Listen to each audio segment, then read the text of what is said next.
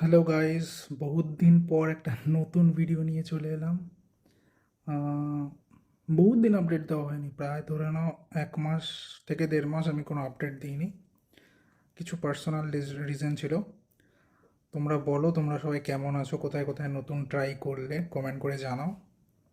নতুন কিছু যদি আপডেট থাকে খাবার, সেটা আমায় জানাও, তাহলে আমি ট্রাই করব আপডেট দেবো। তো অনেস্ট ম্যান আরও একটা অনেস্ট ভিডিও নিয়ে চলে আসলো। সেটা হলো, টাইটেল থাম্বনেল দেখে বুঝেই গেছো, এটা হলো একটা এমন বিরিয়ানির দোকানের কথা বলছি যে, মানে কি বলবো, ওয়েস্ট বেঙ্গলের মানে one of the best biryani ছিল। ওয়েস্ট বেঙ্গলের না, আমি বলবো ইন্ডিয়ার টপ 10 বিরিয়ানির মধ্যে পড়তো। আর ওয়েস্ট বেঙ্গলের বেস্টই বলতে পারো, মানে একে বা দুইতে বিরাজ করতো।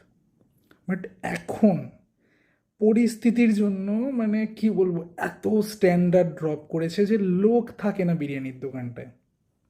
আশা করি বুঝে গেছো। মধ্যমগ্রাম টি বাপির কথা বলছি আমি। তো জানো অনেকেই যে মধ্যমগ্রাম টি বাপিতে নামটা চেঞ্জ হয়ে গেছে, এখন অনির্বাণস বিরিয়ানি।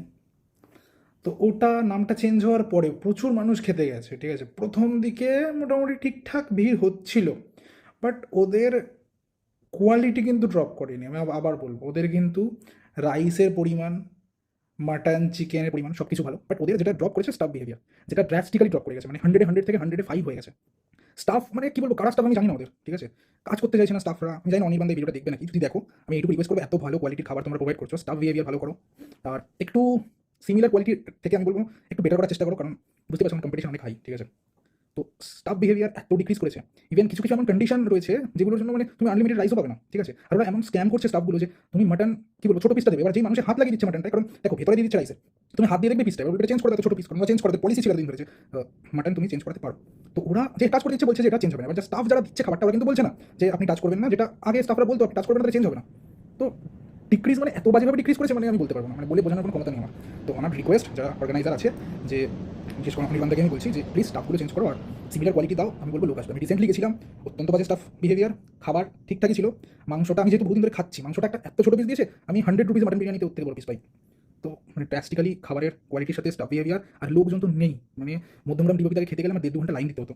এখন আমি গেলাম, দেখলাম 3-4টে টেবিল ফাঁকা, লোক নেই, লিটারেলি। সুইগি জোম্যাটোর আগে ভর্তি থাকতো লোক, সুইগি জোম্যাটোতে নেই কেউ।